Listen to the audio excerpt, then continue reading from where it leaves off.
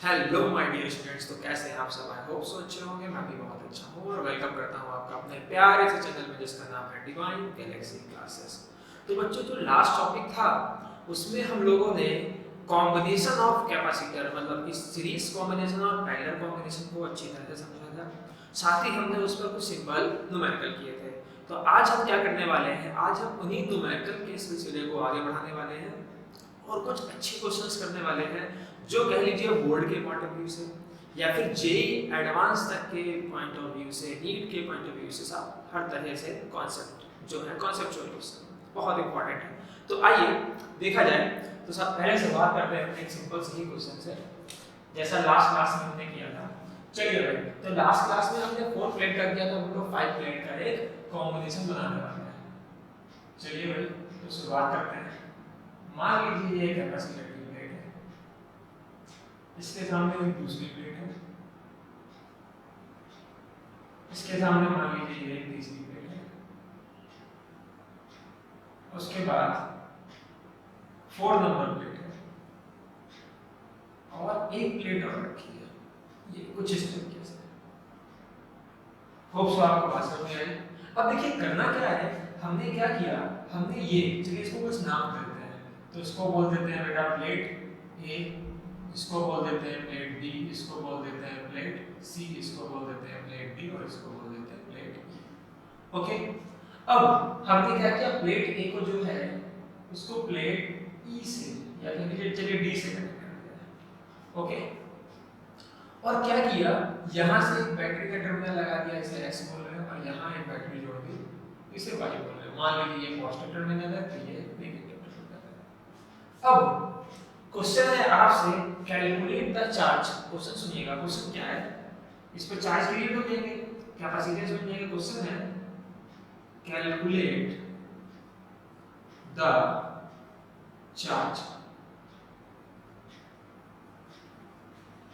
Lower side of B, lower side of B मतलब यहां पे चार्ज बताओ भाई, बी के लोअर साइड। चलिए भाई, तो किया जाए इस क्वेश्चन को। देखिए करने का तरीका भाई पुराना। सबसे पहले लेयर ढूंढिए आप, लेयर कितनी है। तो देखिए इसको मैं क्या बोल देता हूं, इसको मैं लेयर नंबर 1 बोल देता हूं, इसको मैं लेयर नंबर 2 बोल देता हूं, इसको मैं लेयर नंबर 3 बोल देता हूं और इसको मैं लेयर नंबर 4। इसी तरह से इस वाले को लेयर नंबर 5 बोल देता हूं, इसको 6 बोल देता हूं, इसको 7, इसको 8, ये 9 नंबर लेयर हो जाएगी ये वाली 10 नंबर। अब देखिए जो लेयर 1 है और 10 है वो तो यूजलेस है, क्योंकि कैपेसिटर जो होता है वो एटलीस्ट 2 लेयर होनी चाहिए, ऐसा मैंने आपको बताया था। तो देखिए एक कैपेसिटर तो यहाँ बनेगा, एक यहाँ बनेगा, एक यहाँ बनेगा, एक यहाँ बनेगा, तो कुल मिला के 4 कैपेसिटर हमारे तैयार हो गए। आइए किया जाए। तो हम क्या करते हैं, शुरुआत करते हैं। तो सबसे पहले मैंने क्या कहा था, सबसे पहले लेयर 2 को बना लो। तो आइए यहाँ पर, ये मान लीजिए 2 नंबर प्लेट हो गई, ठीक है। अब 2 के नीचे कौन सी प्लेट है, 3 नंबर, तो ये 3 नंबर प्लेट हो गई। उसके बाद 3 वाली जो बी प्लेट है, ठीक है, उसको हम 2 पार्ट में तोड़ेंगे, क्योंकि उसमें 3 लेयर भी है 4 लेयर भी है। तो ये हमने इसको 2 पार्ट में तोड़ दिया। जैसे आप क्या लिखेंगे, हम बी, और इसे क्या बोलेंगे, बात में आ गई। उसके बाद ये बी हो गई, फिर आ गई ये सी नंबर प्लेट, इसको भी 2 पार्ट में तोड़ना है। तो ये 4 हो गई थी, इसके सामने कौन लगाएंगे, 5 लगाएंगे, और फिर इसके सामने 5 को 2 पार्ट में से तोड़ लेंगे, ये 5 एंड 6। ओके, ये क्या हो जाएगा, ये सी नंबर हो जाएगा। देखो सी 5 और 6 से मिलकर बनी है, तो सी जो है वो 5 और 6 से मिलकर बनी है। अब जो डी है वो 7 और 8 से मिलकर बनी है, तो भाई यहाँ पर आ जाएगी 7 नंबर और ये आ जाएगा 8 नंबर, और इसे क्या बोल देंगे, हम डी बोल देंगे, ठीक है। अब उसके बाद ई, ठीक है, 9 नंबर सरफेस, तो ये हमारी हो जाएगी 9 नंबर सरफेस, और ये किससे जुड़ी है, ई से जुड़ी है। ओके, चलो भाई, तो ये पॉइंट हमारा ई हो गया। अब देखो बैटरी को किससे लगाया गया, ई से एक तो बैटरी को लगाया गया, तो यहाँ पर एक बैटरी हो जाएगी, ठीक है, दिस इज वाई। ओके, और इससे बैटरी को लगाया गया सी से, तो c को हम इधर लिख लेते हैं और इससे इस तरह से, दिस इज x। ओके, भाषण में आ गई। तो ये हमारा अरेंजमेंट कुछ इस तरीके से तैयार हो गया। अब क्या कह रहा है a वाले को b वाले से जोड़ा गया है। तो यहाँ से उठाओ भाई a को कुछ इस तरह से, कुछ इस तरह से, और यहाँ ला करके कुछ ऐसे b से जोड़ो। ओके, चलिए भाई देखिए कितने कैपेसिटर तैयार हुए। एक कैपेसिटर हमारा ये हो गया 2 और 3 के बीच का, एक 4 और 5 के बीच का ये हो गया, एक 6 और 7 के बीच का ये हो गया, और एक 8 और 9 के बीच का ये हो गया। सारे अरेंजमेंट हो गए। अब आगे बढ़ते हैं और इसको सीधा करते हैं। तो एक x पॉइंट है हमारा, ठीक है, और एक हमारा y पॉइंट है। तो क्या किया जाए, यहाँ पर ऐसे करके ये x पॉइंट ले लो, और यहाँ पर ऐसे करके ये देखो ये y पॉइंट ले लो, ठीक है। अब चलो x से शुरुआत करते हैं। x से कौन है, एक तरफ 5 नंबर की प्लेट है, ठीक है, और x से एक तरफ 6 नंबर की प्लेट है। तो x से दो प्लेट बना दो, ये बना दो ऐसे करके 5 नंबर की प्लेट, और देखो x से ही लगी है 6 नंबर की प्लेट। देखो x से c से 5 और c से ही 6। तो चलो भाई ये c हो गया, c से 5 नंबर और c से ही ये रही 6 नंबर प्लेट, बोलो ठीक है। अब चलो 5 नंबर की तरफ अपनी कैलकुलेशन को बढ़ाते हैं। तो यहाँ पर आइए, x के सामने c है, c से 5 है, तो x के सामने c से 5 के सामने कौन लगी है, 4 नंबर प्लेट। तो बच्चे यहाँ लगा दो 4 नंबर प्लेट, और 4 नंबर प्लेट जुड़ी है b से, तो यहाँ पर आगे आ जाओ पॉइंट b बना दो, और b पॉइंट जुड़ा है 3 नंबर वाली प्लेट से, तो यहाँ पर आगे ले आओ 3 नंबर प्लेट, और 3 नंबर के सामने है 2 नंबर प्लेट, तो यहाँ पे कर लो 2 नंबर प्लेट। अब ये 2 नंबर प्लेट आगे बढ़ेगी। चलिए इसकी कैलकुलेशन हमने करनी है, छोड़ देते हैं, अब इधर आओ। यहाँ पे बात करते हैं, C के सामने 6 नंबर प्लेट थी, 6 नंबर प्लेट के सामने 7 नंबर प्लेट थी, तो यहाँ पे रख दी हमने 7 नंबर प्लेट। ओके, अब 7 नंबर प्लेट जुड़ी है D से, तो 7 नंबर प्लेट के आगे क्या लगा देते हैं, यहाँ पर पॉइंट D लगा देते हैं। और देखो 2 नंबर के सामने कौन सा था, पॉइंट A था, तो यहाँ पे A बना लो। अब A और D आपस में जुड़े हैं, तो इनको आपस में जोड़ दो। क्लियर है, यहाँ पर आ गए। अब देखो जो D पॉइंट है उससे ये पूरा D पॉइंट होगा, चाहे यहाँ पर D पॉइंट बोल दो या फिर एक काम करते हैं यहाँ D पॉइंट बोल देते हैं, this is point D। Okay बच्चों, तो ये D पॉइंट हो गया। अब D से जुड़ी है 8 नंबर प्लेट, तो यहाँ पर जोड़ दो 8 नंबर प्लेट, और 8 नंबर के सामने 9 नंबर प्लेट, तो यहाँ लगा दो 9 नंबर प्लेट, और 9 नंबर प्लेट जुड़ी है इससे Y से। ओके, ये हमारा अरेंजमेंट बनके तैयार हो गया। देखिए बहुत सिंपल और बहुत खूबसूरत है। अब कॉन्सेप्ट में क्या कह रहा था, ईच प्लेट जो थी, ठीक है, आइडेंटिकल थी, ठीक है, ईच प्लेट कैसी है, आइडेंटिकल प्लेट, ठीक है, और प्लेस एट सेम सेपरेशन। कहने का मतलब ये है कि आइडेंटिकल प्लेट है, इसका मतलब एरिया सेम है, और सेम सेपरेशन का मतलब d सेम है। और सबकी कैपेसिटेंस की बात करेंगे तो epsilon not a by d होता है पैरेलल प्लेट के लिए। तो कहने का मतलब जब a सेम है, d सेम है, तो सबका कैपेसिटेंस सेम आने वाला है। चलिए भाई, तो कुछ नहीं करना है, तो इसका कैपेसिटेंस हम कितना मानेंगे, c मानेंगे, इसका भी c मानेंगे, इसका भी c मानेंगे, और इसका भी c मानेंगे। अब देखिए ये कैसे आपस में सीरीज में है, तो पहले हम इसको सॉल्व कर लेते हैं। इसको सॉल्व करेंगे बच्चों तो कैसा आएगा, ये पॉइंट हमारा x हो गया, उसके नीचे c हो गया, इस वाले को ऐसे ही रखो, ठीक है, 6 नंबर एंड 7 नंबर, यहाँ आ जाओ, इन दोनों को जोड़ो, तो देखो ये भी c है, ये भी c है, और कैसे सीरीज में है। तो सीरीज का फॉर्मूला आपने क्या पढ़ा, सीरीज में आपने फॉर्मूला पढ़ा था c equal to 1/c plus 1/c, ये फॉर्मूला था सीरीज का, ठीक है। तो ये फाइनली कितना हो जाएगा, c/2 हो जाएगा, तो ये आ जाएगा c/2। ओके, उसके बाद ऐसे करके आ जाओ, ये c है, ये c/2 हो गया, और यहाँ पर भी c है, this is your y। Okay, is that clear. हमने क्या किया, हमने इसको सॉल्व कर लिया, इसको इस सिस्टम को हमने सॉल्व कर लिया। तो ये वैल्यू है c/2।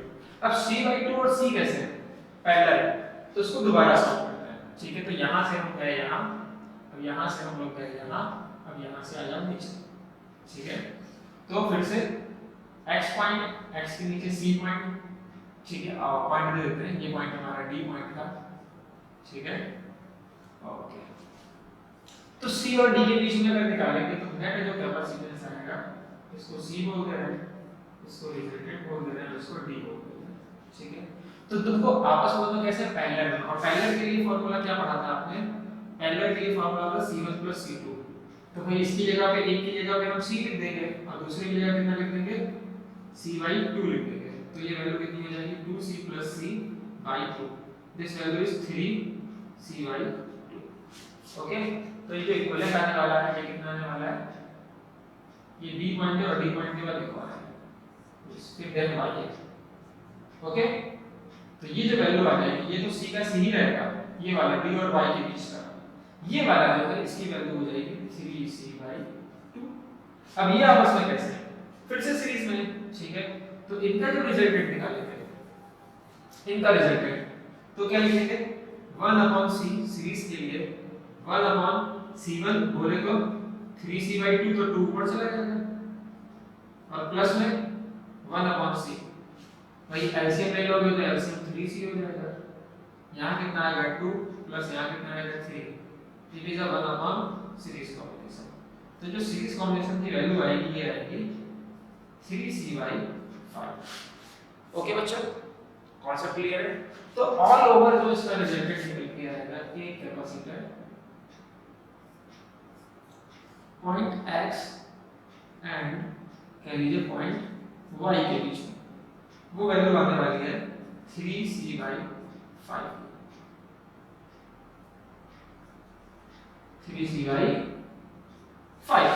ओके, तो ये हमारा इक्विवेलेंट कैपेसिटर, देखिए किस तरह से खूबसूरती के साथ सॉल्व हो करके आ गया। कोई दिक्कत, फिर से देखिए, पहले ये कैसे थे, सीरीज में थे, इनको जोड़ा, फिर ये पैरेलल में थे, इनको जोड़ा, फिर जो आया उसके साथ सीरीज में। ओके, क्लियर है। तो फाइनल हमारा कैपेसिटेंस C इक्विवेलेंट मिल गया आपको। तो इसको हम टोटल लिख लेते हैं। देखिए कैलकुलेशन आप देख लीजिए, मैं इसको रन करने वाला हूं, रन कर दूं। ओके, तो फाइनल जो हमारा C इक्विवेलेंट निकला है वो निकला है। ठीक है, अब आपसे क्या पूछ रहा था, कह रहा था चार्ज का क्वेश्चन, तो भाई ये था ना, ये calculate the charge lower side of B। ठीक है, चलिए भाई, तो अब वापस चलते हैं कैलकुलेशन में चार्ज निकालने। लोअर साइड ऑफ B का मतलब क्या है कि 4 नंबर प्लेट में निकालना था। ठीक है, 4 नंबर प्लेट पे, lower side of B 4 number plate. 4 number plate कहां है भाई, यहां। तो यहां पे आपको चार्ज कैलकुलेट करना है, तो हमने इसको प्लस मानना है, इसको माइनस मानना है, देखिए। ठीक है, चलिए भाई, तो इस पे जो चार्ज आएगा प्लस की वजह से यहां माइनस का चार्ज आएगा। देखो इस पे प्लस आएगा, इस पर भी प्लस आएगा, इधर माइनस आएगा, इधर माइनस आएगा, फिर यहां प्लस आएगा, यहां माइनस आएगा। ओके, यहां पर इसमें माइनस आएगा और इस पर प्लस आएगा। यहां माइनस है तो माइनस और यहां पर प्लस। ओके, चलिए भाई, तो हमको 4 नंबर वाली प्लेट पर चार्ज निकालना है जो कि नेगेटिव का आने वाला है।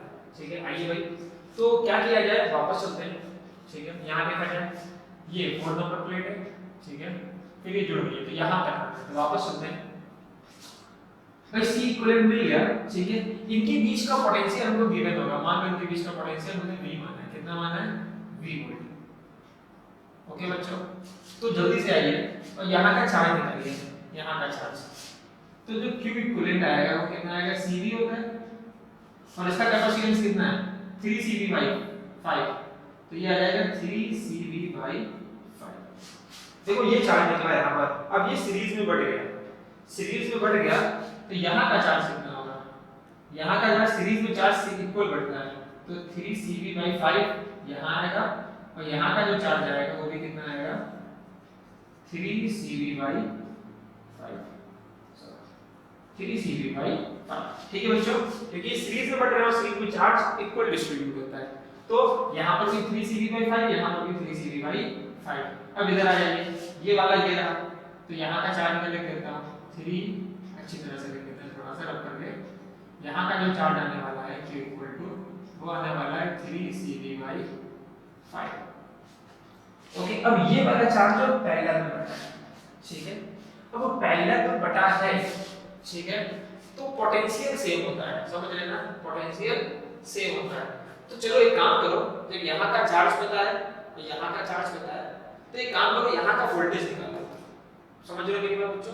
ठीक है, इस जगह का वोल्टेज निकालते हैं। तो यहाँ पर आएंगे और अब चलो सवाल को शुरू करते हैं। तो सबसे पहले क्या निकालना है हमको? पोटेंशियल किसके बीच का? C और D के बीच का potential between C and D, ठीक है। बल्कि बोला जाता है पोटेंशियल डिफरेंस होगा, potential difference between C and D। तो देखो चार्ज पता है, कैपेसिटेंस पता है, ठीक है। तो हम लोग क्या जानते हैं? हम लोग जानते हैं Q बराबर CV जानते हैं। तो यहाँ से V बराबर क्या हो जाएगा? Q/C। क्लियर है? तो Q की वैल्यू हम लोग निकाल चुके हैं। Q कितना है? 3CV/5, okay. और C की वैल्यू कितनी है? 3C/2, okay. भाई 3C से 3C मर गया, कितनी वैल्यू हो जाएगी? 2V/5। ये निकल के आ रहा है यहाँ का पोटेंशियल। इसे क्या बोलते हैं? पोटेंशियल CD बोलते हैं, ओके बच्चों। तो जब यहाँ का पोटेंशियल मिल गया, अब देखिए these break down into two part, ठीक है। तो यहाँ का पोटेंशियल जो होगा, पैरेलल में क्या होता है? पोटेंशियल सेम होता है। तो यहाँ का पोटेंशियल कितना लिखूंगा मैं?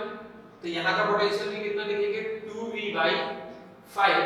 और यहाँ का पोटेंशियल पूछेंगे तो कितना लिखेंगे? 2V/5, okay. अब देखो यही तो 4 नंबर प्लेट है, नहीं अभी वापस आ जाओ। अब यहाँ से ये जो इसका रिजल्टेंट था, ठीक है, तो 2V/5 पोटेंशियल इसको भी मिला, 2V/5 पोटेंशियल इसको भी मिला। अब यहाँ पे क्या करो? यहाँ का चार्ज कैलकुलेट कर लो, ठीक है, चार्ज कैलकुलेट कर लो, ओके। तो इस कैपेसिटर्स का, इसका हम लोग चार्ज कैलकुलेट करने जा रहे हैं, समझ आएगा मेरी बात बच्चों? तो इसका चार्ज कैसे कैलकुलेट करेंगे? तो आइए मैं जरा इसको करता हूँ, मैं इसको रब करता हूँ और बात को सुनिएगा। अब बच्चों charge on capacitor of capacitance कितना है इसका? C/2 कैपेसिटेंस है एंड पोटेंशियल उसका कितना है? पोटेंशियल हम लोग निकाल के लाए ना, पोटेंशियल हमारा 2V/5 एंड पोटेंशियल 2V/5, ठीक है। तो चलो भाई Q बराबर क्या होता है? CV होता है। तो C की वैल्यू कितनी है? C/2 और V की वैल्यू कितनी है? 2V/5। तो भाई 2 से 2 कैंसिल हो गया, ये वैल्यू आई CV/5, ओके। ये निकला है चार्ज, ओके। तो इस कैपेसिटर का जो चार्ज निकला है यहाँ ये, इसका जो चार्ज हमने निकाला वो कितना आया है, ठीक है।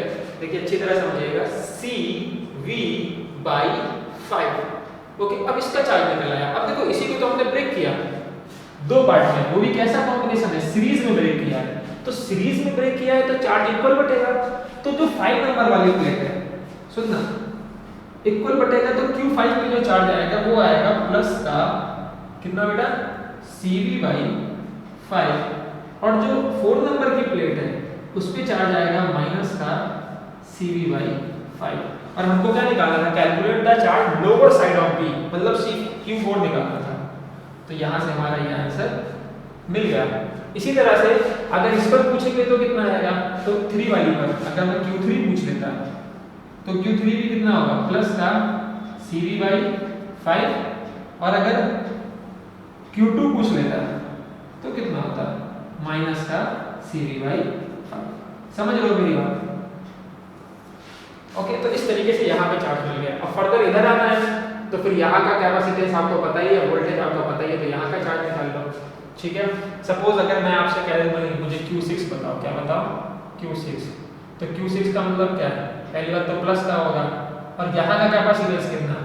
C, और यहाँ का वोल्टेज कितना है? 2V/5। तो 2V/5, तो यहाँ कितना आ जाएगा? यहाँ आ जाएगा 2CV/5। This is the value of Q6, okay, मेरी बात समझ रहा हो? तो देखो कॉन्सेप्ट से चलोगे तो फिर कोई प्रॉब्लम नहीं होने वाली, बहुत सिंपल तरीके से आपका होता जाएगा। अदरवाइज फिर आपको दिक्कत होगी। तो किया क्या हमने, एक बार मेरी बात को फिर से सुन लीजिएगा। देखिए ज़्यादा लंबा नहीं ले जाऊंगा। पहले तो जैसे करते जाओगे वैसे डायग्राम कैलकुलेट कर लो, फिर एक ही रिलेशन लगना है, सिर्फ और सिर्फ एक ही रिलेशन, ठीक है, Q equal to CV। Okay, मगर आपको जब भी ये रिलेशन अप्लाई करना हो तो जहां का चार्ज लेंगे वहीं का कैपेसिटेंस लेंगे, तो फिर आपको वोल्टेज मिल जाएगा। मतलब इन तीन क्वांटिटी में से अगर कोई दो आपको किसी भी कैपेसिटर के लिए पता है तो आप तीसरी क्वांटिटी को निकाल सकते हो। देखिए बस यही फॉर्मूला लगाते गए, अगर Q और C पता था तो V निकाल लिया, अगर C और V पता था तो Q निकाल लिया। सिंपल सी बात है। तो इस कॉन्सेप्ट से चलते जाओ, एक बार कैलकुलेशन में आगे बढ़ो, उसके बाद उसी चीज को धीरे धीरे पीछे सॉल्व करते जाओ, आपको चीजें अपने आप सॉल्व आउट होती जाएंगी। तो ठीक है, आप इस क्वेश्चन का स्क्रीनशॉट ले लीजिए, फिर मैं रब करता हूँ और फिर हम लोग बढ़ते हैं अगले क्वेश्चन की तरफ। तो ठीक है, इसको रख दिया जाए।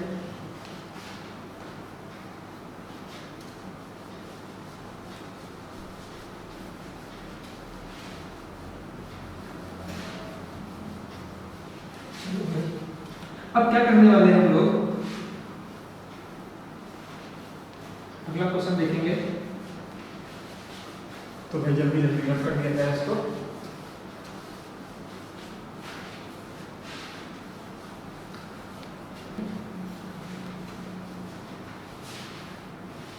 अब देखते हैं नेक्स्ट। अब देखिए बच्चों, अगले न्यूमेरिकल पे बढ़ने से पहले हम लोग क्या करेंगे, किरचॉफ लॉ को सीखेंगे। वैसे तो किरचॉफ लॉ जो है हमको आगे पढ़ना है, करंट इलेक्ट्रिसिटी में उसको पढ़ते हैं, मगर कैपेसिटर में भी किरचॉफ के क्वेश्चंस मिलते हैं। ओके, तो हमको क्या करना है, पहले किरचॉफ लॉ कैसे लगाया जाता है मैं उस बात को आपको सिखाने वाला हूँ। तो चलिए एक कॉन्सेप्ट को सीखा जाए। मान लेते हैं बच्चों, यहां से मान लेते हैं बैटरी है, उसके बाद मान लीजिए कैपेसिटर है, उसके बाद मान लीजिए फिर से एक बैटरी है, और फिर से मान लीजिए कैपेसिटर है। ओके, ये बैटरी का नेगेटिव टर्मिनल, ये पॉजिटिव टर्मिनल, उसके बाद मान लीजिए ये पॉजिटिव टर्मिनल, ये नेगेटिव टर्मिनल, और यहां से ऐसे करके इसको कुछ ऐसे जोड़ दिया गया है। बात समझ में आई? अब देखिए किस किस चीजों की जानकारी हमको दी गई है। मान लेते हैं इसका EMF E1 है और इसका EMF E2 है। ओके, अब देखिए मानते हैं इस पे हमको चार्ज मानना पड़ेगा। जब भी ऐसे क्वेश्चन मिलेंगे तो हमको चार्ज गिवन होगा कि इस पर चार्ज कितना है, इस पर चार्ज कितना है। चलो भाई, तो ये कैपेसिटर है, कौन सी प्लेट पॉजिटिव है, कौन सी प्लेट नेगेटिव है, इस बात को माना जाए। तो ये रही भाई कैपेसिटर की प्लेट, सीधी बन आई कुछ ऐसी, ठीक है।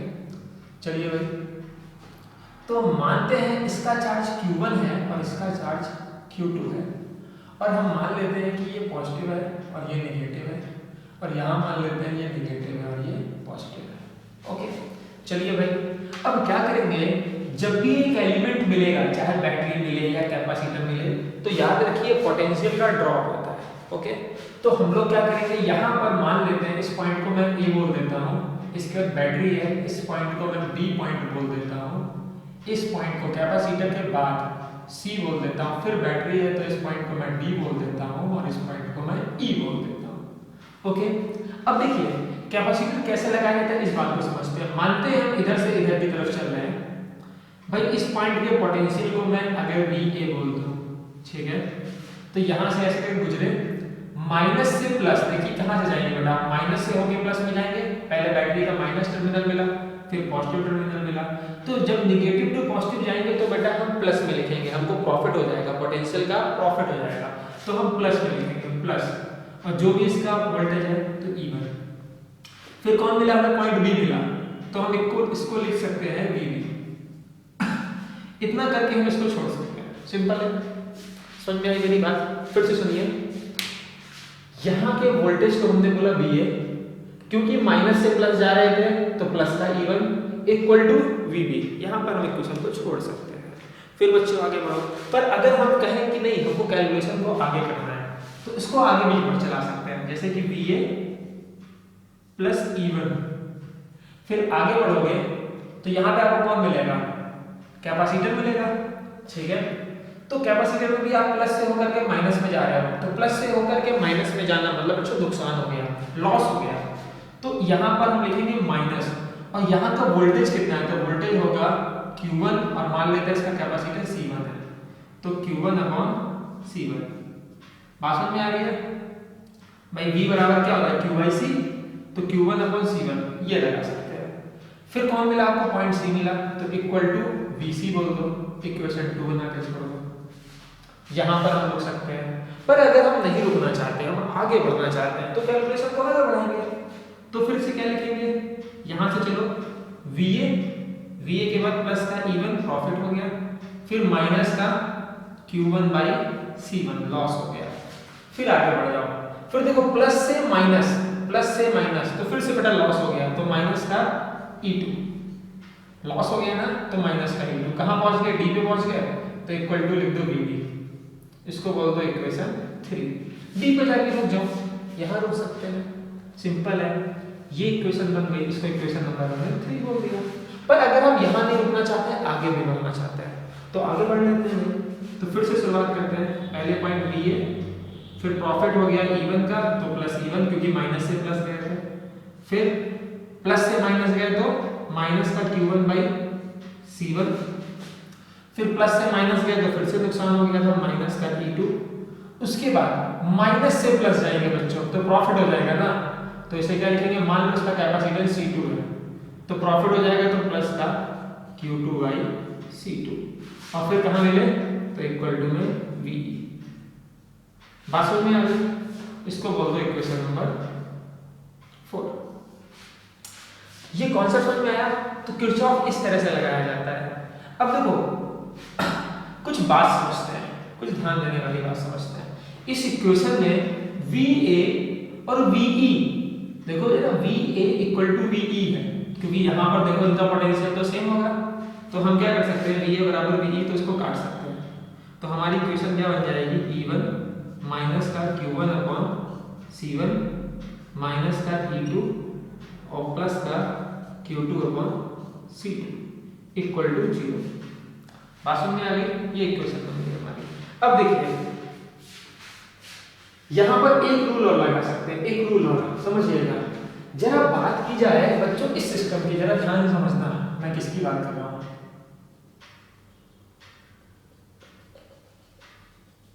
अगर इस सिस्टम को निकाल ले बाहर, तो देखो क्या है, ये माइनस का Q1 है, ठीक है, उसके बाद यहाँ पर बैटरी लगी हुई है ऐसे करके, उसके बाद यहाँ पर एक प्लेट है जिस पे चार्ज है माइनस का Q2। ओके, देखो माइनस का Q1, फिर बैटरी जिसका EMF E2 है, ठीक है, और यहाँ का चार्ज Q2। अब मेरी बात को अच्छी तरह समझना बच्चों, इस तरीके से बैटरी में कोई चार्ज स्टोरेज नहीं होता है। बच्चों समझ रहे हो मेरी बात को, बैटरी में कोई चार्ज स्टोरेज नहीं होता है। इसका मतलब बैटरी का चार्ज कितना है, 0। ठीक है, अगर मैं बात कर लूँ कि यहाँ पर चार्ज स्टोरेज कितना है, तो यहाँ पर जो डेल्टा Q की वैल्यू आएगी 0 आएगी। यहाँ पर इस बैटरी में पूछूँ डेल्टा Q चार्ज स्टोरेज कितना है, तो 0 आएगा। ओके, तो यहाँ पर अगर चार्ज लिखा जाए, ठीक है, अब देखो दिस इज आइसोलेटेड सिस्टम, ये क्या है, आइसोलेटेड सिस्टम है, ठीक है। तो इसमें जो चार्ज होगा, नेट चार्ज की वैल्यू 0 होगी, क्योंकि बैटरी का काम क्या है, एक तरफ से चार्ज को खाड़ के दूसरी तरफ चार्ज को भेज देती है। तो यहाँ पर इस हिसाब से देखा जाए तो यहाँ का चार्ज माइनस Q1, फिर प्लस इसका चार्ज 0 और फिर माइनस का Q2 इक्वल टू 0, ये वैल्यू होनी चाहिए। इसका मतलब यहाँ से अगर देखा जाए तो minus Q1 equal to Q2 होना चाहिए। बात समझ में आ रही है? यहाँ से एक बात समझ में आई, अगर Q1 की वैल्यू निगेटिव है, अगर मान लो Q1 सपोज लेट, अगर मान लो Q1 इक्वल टू अगर 2 माइक्रोकूलम आता है, Q1 की वैल्यू कितनी आती है, 2 माइक्रोकूलम, तो Q2 कितना आएगा, -2 माइक्रोकूलम। समझ रहे हो? कहने का मतलब अगर एक चार्ज पॉजिटिव होगा तो दूसरा क्या होगा, अपने आप निगेटिव होगा। बात समझ में आ रही है? तो भाई Q2 को तो आपने माइनस माना है, ठीक है, -2 माइक्रोकूलम आया, पर Q1 की वैल्यू कितनी आएगी, 2 माइक्रोकूलम। बात समझ में आ रही है? तो पहली बात तो यहाँ पे Q1 और Q2 मैग्नीट्यूड में बराबर होने वाले हैं। भाई हमने तो अलग अलग माने, पर ऐसा होगा नहीं, बिल्कुल भी ऐसा होगा नहीं। दोनों पे चार्ज जो आएगा वो मैग्नीट्यूड में क्या आएगा, सेम आएगा। ओके, और दूसरा, अगर इस वाले पर 2 माइक्रोकूलम का चार्ज आता है, ठीक है, तो इस पर प्लस का 2 माइनस का 2 माइक्रोकूलम आएगा। क्लियर है? इसका मतलब एक पॉजिटिव और एक नेगेटिव पक्का होगा। तो मतलब हमने जो यहाँ पर नेगेटिव और पॉजिटिव टर्मिनल माने हैं वो गलत माने हैं, पर कोई दिक्कत नहीं है, हम इंडिपेंडेंट है, हम मान सकते हैं, अपने आप कैलकुलेशन में वैसा आ जाएगा। ये बात समझ में आ गई आप लोगों को? ओके, इसको अगर मैं आगे सॉल्व करूँ इसी इक्वेशन को यहाँ से, ठीक है, तो देखो यहाँ लिख सकते हैं E1 minus E2, E1 minus E2, ठीक है, और ये वैल्यू कितनी हो जाएगी, इसको उधर भेज देते हैं, तो ये तो माइनस का हो जाएगा तो प्लस का हो जाएगा, तो ये हो जाएगा Q1 अपॉन C1, ठीक है बच्चों, और ये वैल्यू प्लस की हो जाएगी तो माइनस की हो जाएगी, तो माइनस का Q2 upon C2। Is that clear? Okay, अब देखो Q2 बराबर क्या है, Q2 बराबर है माइनस का Q1, Q2 इक्वल टू कितना है, माइनस का Q1, तो यहाँ रख दो। आइए इधर रखते हैं, तो हम इसको लिखेंगे E1 minus E2 equal to, इसे हम बोल देते हैं, ठीक है, Q1 अपॉन C1 की जगह पे Q1 अपॉन C1 रहने दो। Q2 की जगह कितना लिख सकते हो, माइनस Q1 लिख सकते हो, तो ये प्लस हो जाएगा, तो ये हो जाएगा प्लस का Q1 अपॉन C2। बोलो, देखो Q1 upon C1 as it is, और माइनस Q2 की वैल्यू कितनी रखी, माइनस Q1, तो माइनस इन माइनस प्लस का Q1 अपॉन C2, ये वैल्यू है। ओके, ये हमारा रिलेशन हो गया। अब मान लो हमको डेटा गिवन होता, सपोज हमसे बोल देता वो कि E1 जो है वो 4 वोल्ट है, ठीक है, और E2 जो है वो 2 वोल्ट है, तो हम यहाँ क्या लिखते हैं, 4 माइनस 2 इक्वल टू, और कैपेसिटेंस हमको जो देता कह देता आपसे, ये क्वेश्चन की जिम्मेदारी होगी देना, C1 इक्वल टू अगर मैं कह दूँ 1 माइक्रोफैरड और C2 इक्वल टू मैं कह दूँ 2 माइक्रोफैरड, ठीक है, तो यहाँ कितना रखोगे, Q1 अपॉन C1 की वैल्यू कितना बोल रहे हैं, 1 microfarad,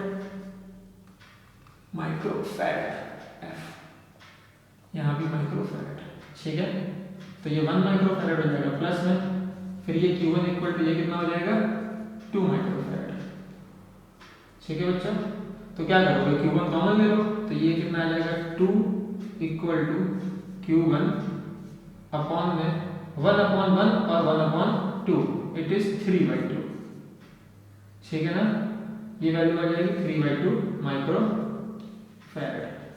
okay, it is a Q1, then Q1 equal to कितना हो जाएगा, Q1 इक्वल टू हो जाएगा 4/3 माइक्रोकूलम। समझ गए? तो आपको इस तरह से चार्ज मिल गया। अब देखो Q1 कितना मिला, Q1 मिला 4/3 माइक्रोकूलम, मतलब मेरा कहने का मतलब था अगर Q1 की वैल्यू 4/3 माइक्रोकूलम आ रही है तो Q2 की वैल्यू कितनी आएगी, माइनस का 4/3 माइक्रोकूलम। ओके, अब यहां देखो, तो कहने का मतलब क्या है कि आपने Q1 पे तो प्लस आया तो सही है, Q1 का चार्ज आपने सही माना, ये प्लेट पॉजिटिव होगी, ये प्लेट नेगेटिव होगी, पर यहाँ पर Q2 की वैल्यू माइनस आई है, इसका मतलब आपका टर्मिनल पलटेगा, एक्चुअल में क्या रहा होगा, ये वाली प्लस रही होगी और ये वाली माइनस रही होगी, एक्चुअल में ये रहा होगा। समझ रहे हो मेरी बात को? तो कोई प्रॉब्लम नहीं है, अगर आपने किसी प्लेट को जैसा माना है उसका चार्ज वैसा ही आ जाए, मान लो आपने जैसा माना है और पॉजिटिव आ जाए तो आपने जो माना है वो सही है, पर मान लो आपने माना और आंसर में नेगेटिव आ रहा है तो आपने जो माना है उसको पलट देना, सिंपल है। तो ये कॉन्सेप्ट हो गया। तो आई होप सो आप लोगों को ये बात समझ में आई होगी, इक्वेशंस में लिखना और वैल्यू में लिखना। ओके, चलिए भाई, तो इस कॉन्सेप्ट को ध्यान रखते हुए हम लोग अगले न्यूमेरिकल की तरफ बढ़ते हैं। तो पहले मैं इसको रब करूंगा। ओके, तो आप स्क्रीनशॉट ले लीजिए, रब कर दे। चलो रब किया है।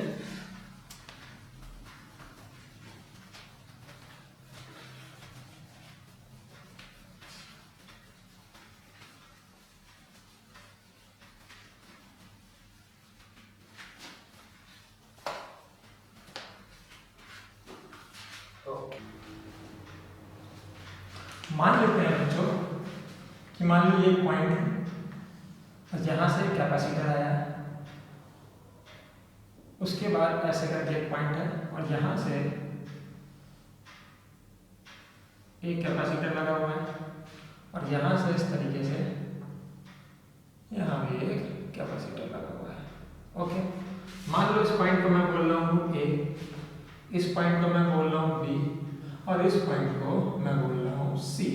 ओके, इसके कैपेसिटेंस को मैंने नाम दिया C1, इसके कैपेसिटेंस को मैंने नाम दिया C2 और इसके कैपेसिटेंस को C3 और ये एक पॉइंट पे मिल रहा है। इसके वोल्टेज को जंक्शन जो है, ये जंक्शन है, इसके वोल्टेज को मैं V0 बोल देता हूँ। ओके, तो क्वेश्चन है कैलकुलेट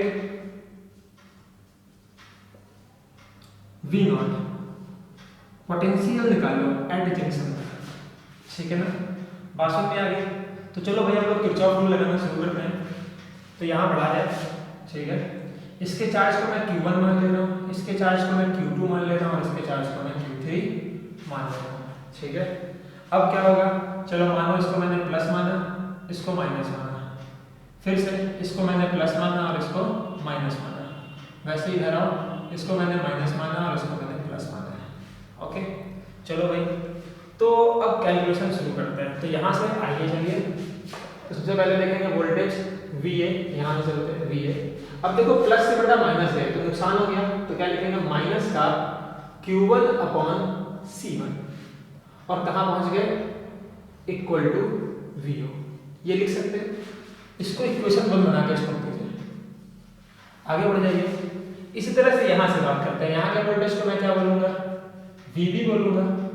फिर देखो प्लस से माइनस तो लॉस होगा, तो माइनस का Q2 upon C2 equal to कहाँ पहुँच गए, V0, इसको इक्वेशन 2 बोल दो। फिर आगे बढ़ जाओ, यहाँ से बात करते हैं। चलो भाई, तो बच्चों VC माइनस, यहाँ भी प्लस से माइनस आ रहा है तो लॉस होगा, तो क्या लिखोगे, माइनस का Q3 by C3 equal to junction पे पहुंच गए तो V0, इक्वेशन थर्ड हो गई। ओके, तरीके से इक्वेशन बन रही है। अब एक काम कीजिए, इनको सॉल्व कर लीजिए।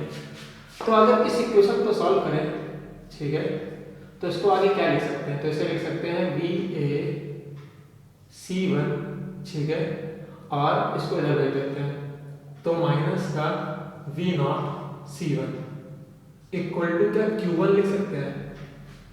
ऐसे इसकी बात की जाए, इसे क्या लिखेंगे, तो इसे लिखेंगे VB C2, ओके, फिर माइनस का V0 C2 equal to Q2 लिख सकते हैं।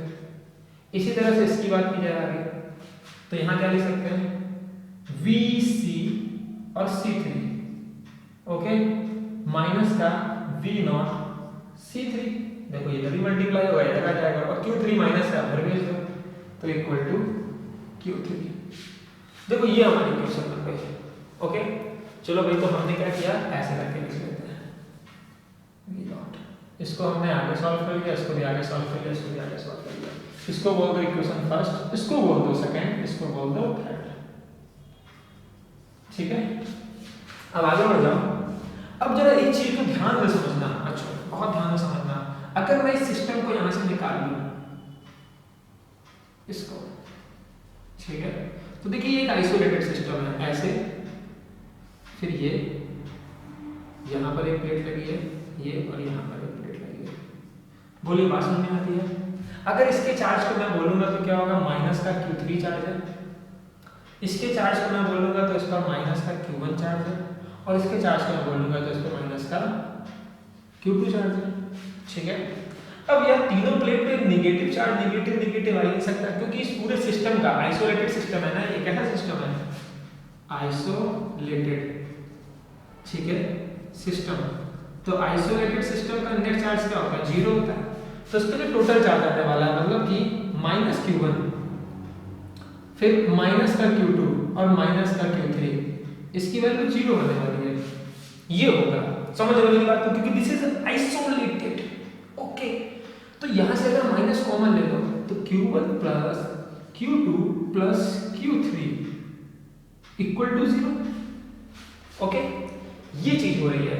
अब ये तीनों वैल्यू कब 0 हो सकती है, अगर दो चार्ज पॉजिटिव है तो एटलीस्ट एक नेगेटिव हो, या दो नेगेटिव हो तो एटलीस्ट एक पॉजिटिव जरूर होगा, तभी तो तीनों मिलकर के 0 बनेंगे। ओके, ये बात समझ में आई। अब एक काम करो, वहां से Q1 Q2 और Q3 की वैल्यू को यहां पुट कर दो। ओके, इसको इक्वेशन 4 बोल देते हैं, ठीक है। तो इक्वेशन 4 में Q1 Q2 और Q3 की वैल्यू पुट कर देते हैं, ठीक है। आइए और ध्यान से समझते हैं। तो Q1 की वैल्यू क्या है, VAC1 फिर माइनस का V0C1, ठीक है, प्लस लगाओगे। Q2 की वैल्यू कितनी है, ठीक है, तो क्या लिखोगे आप, VBC2 और माइनस का V0C2। फिर Q3 की वैल्यू रखोगे तो कितनी आएगी, तो यहां पर आ जाएगा प्लस का ये वाली VC और C3 और माइनस का V0C3। ओके, इक्वल टू कितना हो जाएगा, 0। अब देखो V0C1, V0C2 और V0C3 सब माइनस के उस साइड भेज दो। तो चलिए यहां करते हैं, यहां आ जाइए। देखो VAC1 VBC2 एंड VCC3, तो ऐसे लिख दो। यहां पे क्या लिखेंगे, VAC1 प्लस, ठीक है, यहां क्या लिखेंगे, VBC2 प्लस, यहां कितना लिखेंगे, VC एंड C3। ओके, फिर देखो ये भी माइनस का, ये भी माइनस का, ये भी माइनस का, ठीक है। तो उधर भेज दो और वहां पे क्या करो, V0 को कॉमन ले लो। तो अगर V0 को कॉमन ले लोगे तो क्या वैल्यू आ जाएगी, C1 plus C2 plus C3। Okay बच्चों, तो प्लस में क्यों आ रही है इस बात को समझ रहे हैं आप लोग। देखिए फिर से लिखा हूं यहां पर, इक्वल टू में V0 कॉमन ले लोगे तो C1 plus C2 plus C3, ये वैल्यू आ जाएगी। प्लस में क्यों आ रही है, इधर माइनस थी तो जाएगी प्लस हो जाएगी। तो फिर से V0 अगर निकालें तो वैल्यू क्या आएगी, तो वैल्यू आने वाली है VAC1 plus VBC2 plus VC और C3 अपॉन में C1 plus C2 plus C3। ये देखो हमारा फॉर्मूला बन गया। सिंपल है, कितना प्यारा, कितना खूबसूरत लॉजिक था। कुछ नहीं किया हमने, क्या किया, यहां से यहां का, यहां से यहां का और यहां से यहां का किरचॉफ रूल लगा लिया, चार्जेस कैलकुलेट कर लिए और एक इक्वेशन यहां से बनाई। क्योंकि ये आइसोलेटेड सिस्टम है तो इसका नेट चार्ज ये आएगा। ओके, सॉल्व कर लिया तो V0 के लिए जो इक्वेशन आएगी वो ये आएगी।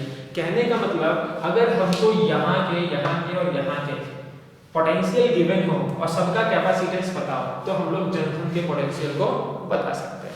ओके, तो कितना खूबसूरत क्वेश्चन था और ये प्रैक्टिस थी हमारी किरचॉफ रूल की। ओके, तो बहुत अच्छी तरह इस बात को समझिए, फटाफट स्क्रीनशॉट ले लीजिए इसका और समझते रहिएगा। ओके, ले लिया, बराबर कर दो, चलो।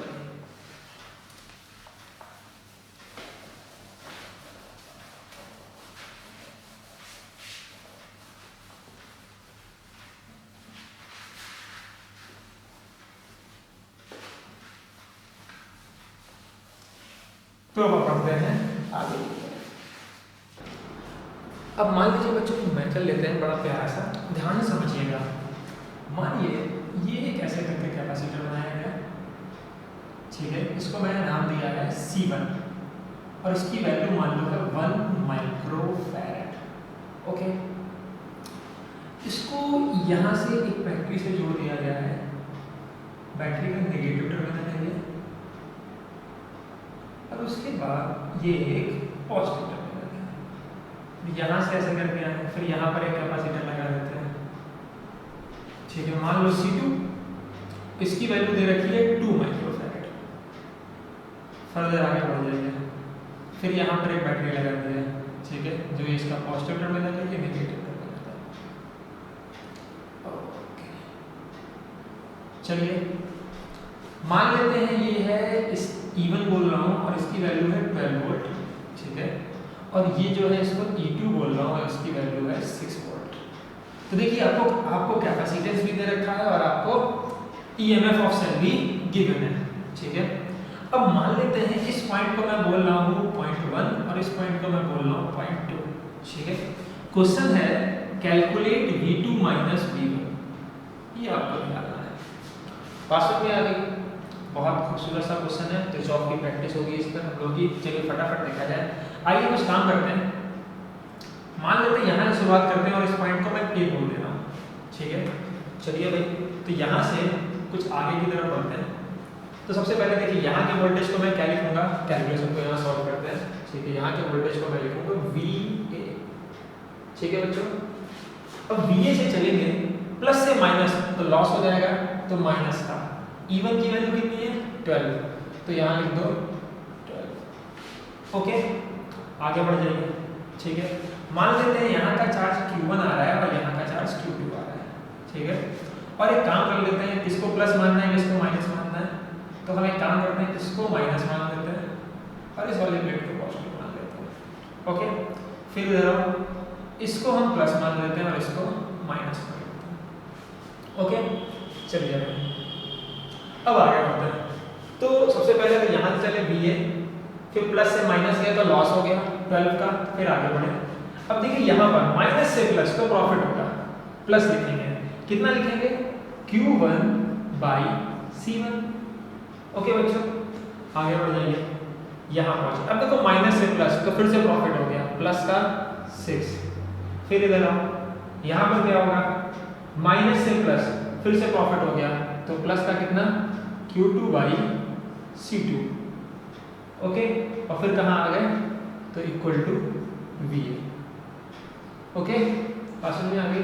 अब ये VA से VA कैंसिल हो जाएगा, तो ये पूरी वैल्यू जो आएगी 6 माइनस 12, तो ये वैल्यू आएगी माइनस का 6। ओके, प्लस में Q1 अपॉन C1 की वैल्यू कितनी है 1 माइक्रोफैरेड, तो ये 1 माइक्रोफैरेड रख देते हैं। फिर plus okay Q2 upon C2 की वैल्यू कितनी है 2 माइक्रोफैरेड, तो 2 माइक्रोफैरेड इक्वल टू 0, ये वैल्यू हो जाएगी। चलिए भाई, अब यहाँ पर इक्वेशन मत बना करके इसको छोड़ देते हैं, या फिर और सॉल्व करना चाहें सॉल्व कर लीजिए, ठीक है। चलिए तो इसको इक्वेशन बना के छोड़ देते हैं और इधर आइए, एक बात को समझिए, यहाँ से एक सिस्टम उठा लेते हैं, चाहे इधर वाला ले लो चाहे उधर वाला ले लो, हम इधर वाला लेते हैं, मान लो दिस, इस वाले अगर पार्ट को यहाँ बना के देखा जाए, दिस एक प्लेट, फिर ये क्या है माइनस, और फिर ये दूसरी प्लेट। देखो ये सिस्टम उठा रहा है, ये वैल्यू कितनी थी प्लस और माइनस, तो इस पर कितना था प्लस का Q1 था, है ना बच्चों, माइनस और प्लस लिया था तो प्लस का Q1। और इधर आओ, इसको प्लस माना था इसको माइनस माना था, तो ये माइनस की प्लेट थी, तो इस पे क्या होगा माइनस का Q2। ओके, अब अगर इस पूरे सिस्टम में बात की जाए तो नेट चार्ज तो जीरो होगा, क्योंकि बैटरी का चार्ज जो होता है वो जीरो होता है। तो इसको मैं क्या लिखूंगा, प्लस का Q1 एंड माइनस का Q2 इक्वल टू 0। तो यहाँ से क्या आ रहा है Q1 इक्वल टू Q2। बोलिए बात समझ में आ रही है, Q1 इक्वल टू कितना आएगा Q2 आएगा, तो इसके चार्ज क्या होंगे सेम होंगे। तो चलिए अगर Q1 की जगह क्या रख सकते हैं Q2, या Q2 की जगह Q1 रख सकते हैं। तो यहाँ रखिए -6 प्लस यहाँ पे कितना रख दीजिए Q1 अपॉन 1 माइक्रोफैरेड, और प्लस में Q2 की जगह कितना रख, यहाँ भी Q1 रख दीजिए, ठीक है ना, Q2 बराबर Q1, और यहाँ क्या रख दीजिए 2 माइक्रोफैरेड इक्वल टू 0। चलो भाई, तो यहाँ से Q1 कॉमन ले लो और बात को आगे सॉल्व करते हैं। तो यहाँ जो बात आ जाएगी ये आ जाएगी, माइनस इसको उधर भेज दो और Q1 कॉमन ले लो, तो ये कितना आएगा 1 अपॉन 1 माइक्रोफैरेड, ठीक है, और प्लस में 1 अपॉन 2 माइक्रोफैरेड। ओके, सारी कहानी माइक्रोफैरेड में चल रही है, इक्वल टू 6। ओके, इसको सॉल्व करो 1 अपॉन 1 1 अपॉन 2, ठीक है। तो दिस वैल्यू, ये जो वैल्यू आएगी, ठीक है, ये आ जाएगी 3/2। ओके, माइक्रोफैरेड, बात समझ में आ गई, 3/2 माइक्रोफैरेड हो जाएगा ये, इक्वल टू 6। अब यहाँ से अगर Q1 को निकाला जाए तो Q1 इक्वल टू कितना आएगा, तो ये वैल्यू आएगी 6 × 2/3 माइक्रोकूलम। चार्ज है ना, तो ये माइक्रोफैरेड चलेगा तो माइक्रोकूलम में चलेगा, तो ये वैल्यू कितनी आ जाएगी, कितना आ रहा है 6 × 2/3, सॉरी 3, माय मिस्टेक, यहाँ पर 2 है यहाँ पर 3 है, तो ये कितना आएगा, ये 2 टाइम्स कैंसिल हो जाएगा। Q1 इक्वल टू जो आया बच्चों ये आया प्लस का 4 माइक्रोकूलम। ओके बच्चों, तो चार्ज मिल गया आपको, Q1 कितना मिला, तो ये वाला जो है ये है Q1 इक्वल टू 4 माइक्रोकूलम, और Q1 इक्वल टू क्या था Q2 था, तो ये भी कितना मिला, ये मिला, ये भी 4 माइक्रोकूलम। ओके, और एक चौंकाने वाली बात ये है कि Q1 भी पॉजिटिव है और Q2 भी पॉजिटिव है, तो कहने का मतलब जो चार्ज हमने यहाँ माना है वो सेम आया। मतलब हमने अगर पॉजिटिव माना है जिसको, वो पॉजिटिव आई है, जिसको नेगेटिव माना वो नेगेटिव है, मतलब कि हमने यहाँ पे एकदम सही माना है। ओके हाँ, अगर वैल्यू उल्टी आती है, जैसे Q1 = -Q2 आती, देन क्या होता है, देन हम वैल्यू को पलटते कहते हैं हमने जो माना उसका अपोजिट आया।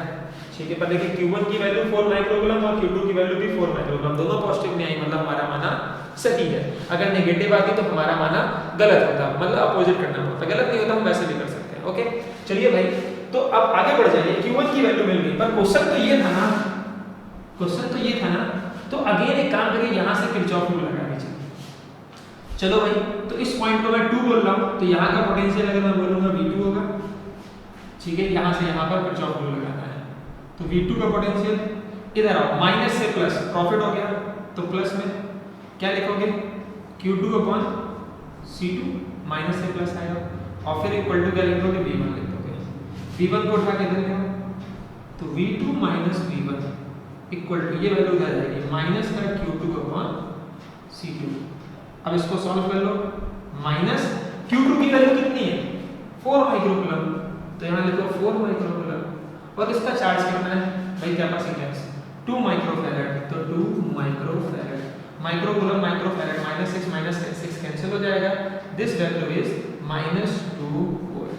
ओके, तो V2 - V1 की जो वैल्यू आ रही है वो आ रही है -2 वोल्ट। पास में है किस तरीके से लगाना है, तो सिंपल सा कॉन्सेप्ट है बच्चों। देखिए कुछ नहीं किया मैंने, सिर्फ और सिर्फ किरचॉफ रूल को और दूसरा चार्ज आइसोलेटेड चार्ज रूल को सॉल्व करके लगा दिया, हो गया। ओके, तो फटाफट इसका स्क्रीनशॉट लीजिए, फिर पढ़ते हैं अगले क्वेश्चन की तरफ। ले लिया, रब करें।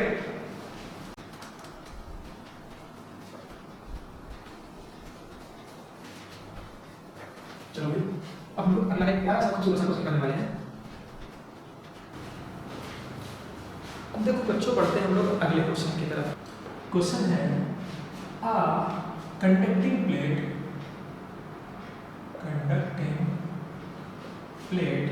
ठीक है, हैविंग चार्ज Q, ठीक है, एक कंडक्टिंग प्लेट है, ठीक है, हैविंग चार्ज Q, ठीक है, placed between two plates, two earth plate कह लीजिए, ठीक है, A एंड B, ये प्लेट के नेम है, ठीक है।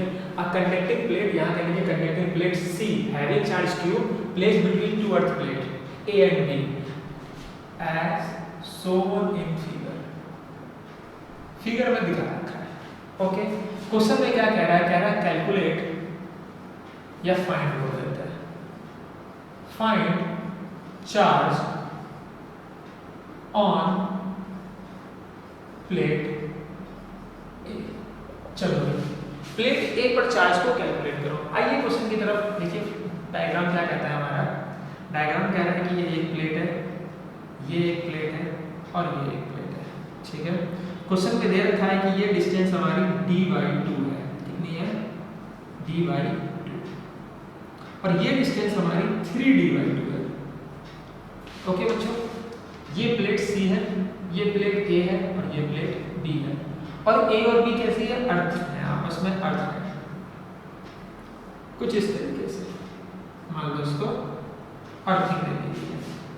ओके, तो एक प्लेट C है, conducting plate C having charge Q, तो इस पे कितना चार्ज है, इस पर जो है Q चार्ज दिया हुआ है। ओके, कह रहा है इसका चार्ज कितना होगा ये बताना है हमको। ओके, तो हमको क्या कैलकुलेट करना है, हमको QA कैलकुलेट करना है, charge on plate A। Okay भाई, चलो भाई इस क्वेश्चन को करते हैं। तो सबसे पहले क्या करते हैं, इसका रिकंस्ट्रक्शन करते हैं और बात को आगे बढ़ाते हैं। तो देखिए भाई, C प्लेट यहाँ पर देखा जाए, इस पे चार्ज Q है, समझना बच्चों, मेरी बात को बहुत अच्छी तरह समझना भाई। इस पे चार्ज Q है, तो Q चार्ज जो है उसका कुछ पार्ट इधर भी होगा और कुछ पार्ट इधर भी होगा, ठीक है। तो मान लेते हैं इसका इधर की तरफ जो चार्ज आ रहा है वो Q1 आ रहा है, और इधर जो चार्ज आ रहा है वो Q2 आ रहा है। ओके, और ये कैसा प्लस का है, तो ये प्लस Q1 होगा, और ये कैसा होगा, प्लस का Q2 होगा। तो इधर की तरफ जो चार्ज आएगा वो कितना होगा, ठीक ठीक है, इधर की तरफ जो चार्ज आएगा वो माइनस Q1 होगा और इधर की तरफ जो चार्ज आएगा वो कितना होगा, माइनस का Q2 होगा। बात समझ में आ गई? तो देखो Q2 का एक कैपेसिटर बन गया और Q1 का एक कैपेसिटर बन गया। चलो भाई इसका दोबारा से कंस्ट्रक्शन करते हैं। देखो प्लेट सी जो है, ठीक है, प्लेट सी दो जगह पार्ट ले रही है, तो प्लेट सी को ऐसे बना दो कि एक चार्ज बना दो, यहाँ पर एक सोर्स बना दो और प्लेट सी को दो पार्ट में तोड़ दो। ये प्लेट सी है, ओके। उस पर यहाँ मान लो चार्ज आ रहा है Q1 और यहाँ मान लो चार्ज आ रहा है Q2, ओके। अब देखो Q1 के सामने कौन सी रखी, वाली प्लेट रखी है, ठीक है, A नंबर वाली प्लेट रखी है, और जो Q2 है उसके सामने B नंबर वाली प्लेट रखी है, तो ये हो गई B नंबर वाली प्लेट। और ये आपस में कैसे हैं, आपस में अर्थ है, तो ये कुछ इस तरीके से अर्थ हो जाएगी, ठीक है, ये हो गया। इसको एक चार्ज सोर्स से Q मिल रहा है, ठीक है, Q चार्ज तो आया था, तो ये Q1 और Q2 में दो पार्ट में बट गया होगा, इस तरीके से ऐसा हम कह सकते हैं। अब सोचने वाली बात ये है कि अगर बात की जाए इस डिस्टेंस की, तो ये डिस्टेंस जो है वो है d/2 और इसके डिस्टेंस की बात की जाए तो इसकी डिस्टेंस है 3d/2, okay, according to question. तो चलो यहाँ का कैपेसिटेंस निकालते हैं, ठीक है, इसके कैपेसिटेंस को मैं C1 बोल दे रहा हूँ, इसको C2 बोल दे रहा हूँ। तो C1 निकालो, तो C बराबर क्या होगा, तो C बराबर होता है epsilon not A/d, epsilon not A by distance, तो डिस्टेंस हो जाएगी d/2। इसी तरह से अगर C2 की वैल्यू को निकालोगे तो C2 इक्वल टू हो जाएगा एप्सिलॉन नॉट A बाई यहाँ की जो डिस्टेंस है वो है 3d/2, तो 3d/2, ओके। तो C1 और C2 यहाँ से मिल गया। अब एक काम करो, जरा सोचो, देखो ये वाला जो कैपेसिटर है वो इस पॉइंट और इस पॉइंट के बीच में जुड़ा हुआ है, और ये वाला जो कैपेसिटर है वो भी इसी पॉइंट और इसी पॉइंट के बीच में जुड़ा हुआ है। तो इसका मतलब ये है कि voltage of capacitor C1 end voltage of capacitor C2 is equal. ये सोचने वाली है यहाँ पर कॉन्सेप्ट है। तो यहाँ पर मैं लगा सकता हूँ V1 equal to V2, okay, और V बराबर क्या होता है Q/C, तो यहाँ क्या लिख सकते हो Q1 अपॉन इसका चार्ज कितना C1 equal to Q2 upon C2, okay. अब इधर आ जाइए, C1 की वैल्यू पुट कर दीजिए, तो एप्सिलॉन नॉट A d/2, तो देखो Q1 की जगह पे Q1 लिख देते हैं, समझना बच्चों, ये यहाँ से ऐसे बांट लेते हैं, Q1 की जगह लिख देते हैं Q1 और C1 की जगह पे लिखेंगे epsilon not A by d, ठीक है। देखो ये 2 एप्सिलॉन नॉट हो जाएगा और d ऊपर चला जाएगा इक्वल टू, इसकी जगह जब लिखेंगे तो ये क्या हो जाएगा, ये भी 2 एप्सिलॉन नॉट हो जाएगा, तो Q2 की जगह Q2 लिखो, यहाँ पर हो जाएगा 2 एप्सिलॉन नॉट A, ठीक है, क्लियर है, और नीचे आ जाएगा 3d, तो 3d ऊपर आ जाएगा इस तरह से।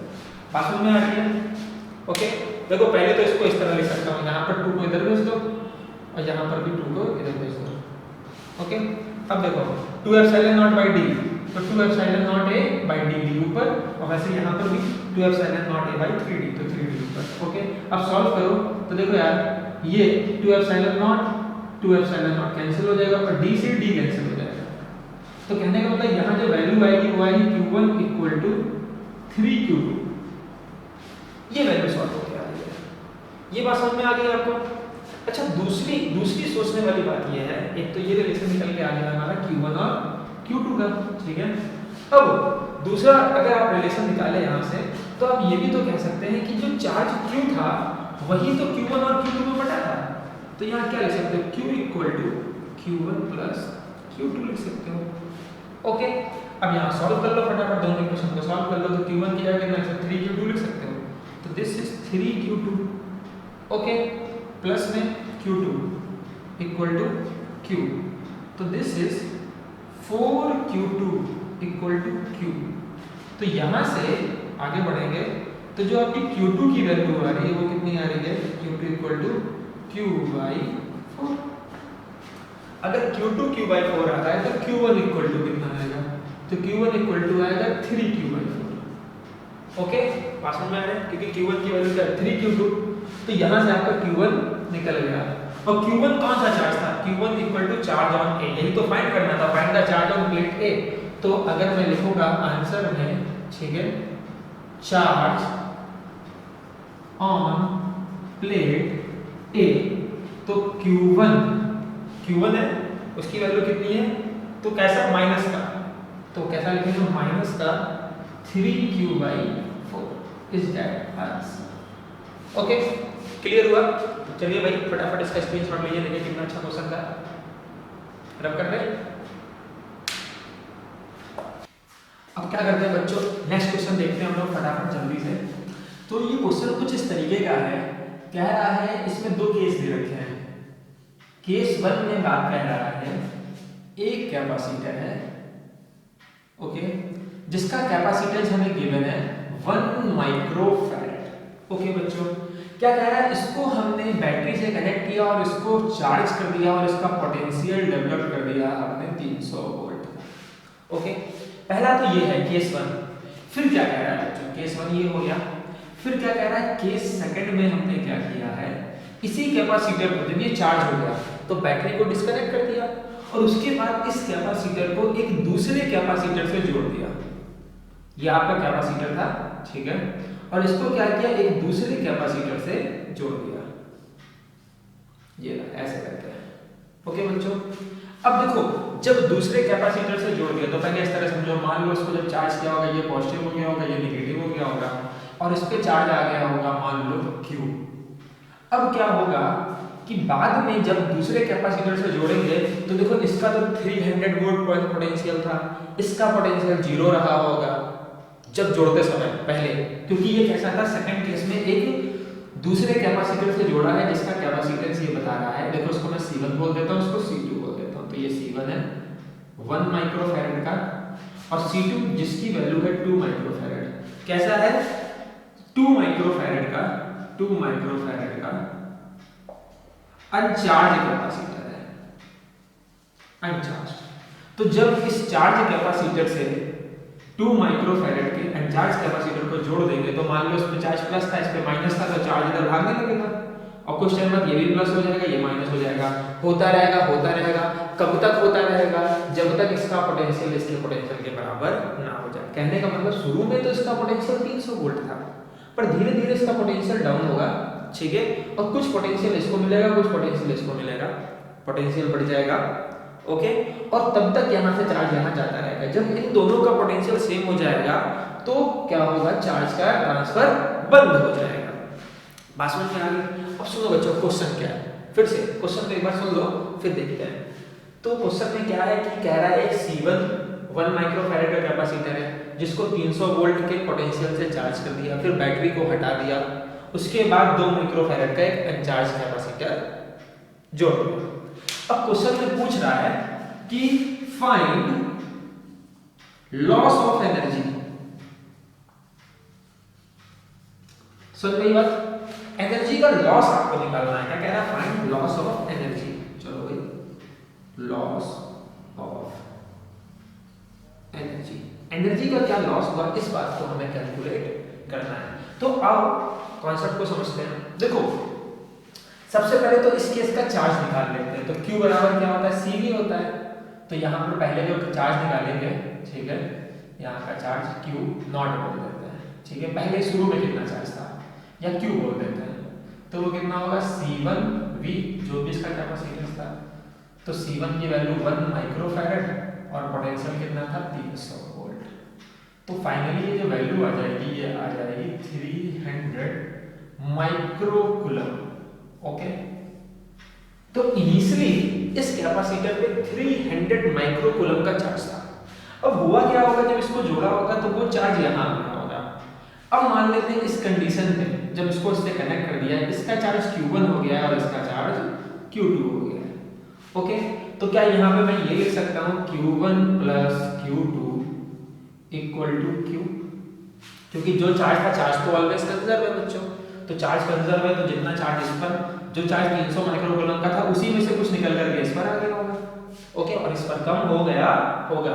ओके, तो हम ये लिख सकते हैं क्या, चलो भाई। अब यहाँ पर सोचने वाली बात है, जो चार्ज डिस्ट्रीब्यूट हुआ होगा वो कैसे डिस्ट्रीब्यूट हुआ होगा। तो बेटा चार्ज डिस्ट्रीब्यूट होता है कैपेसिटेंस के रेशियो में। क्यों, क्योंकि देखो अगर यहाँ पर एक पॉइंट में मान लूं और यहाँ पर एक पॉइंट में मान लो इसको A बोल देता हूँ, इसको B बोल देता हूँ। तो ए और बी के अक्रॉस ये भी लगा है और ए और बी के अक्रॉस ये भी लगा है, ठीक है। तो C1 और C2 दोनों ही पैरेलल में कनेक्ट हैं, दो कैपेसिटर पैरेलल में कनेक्ट हैं।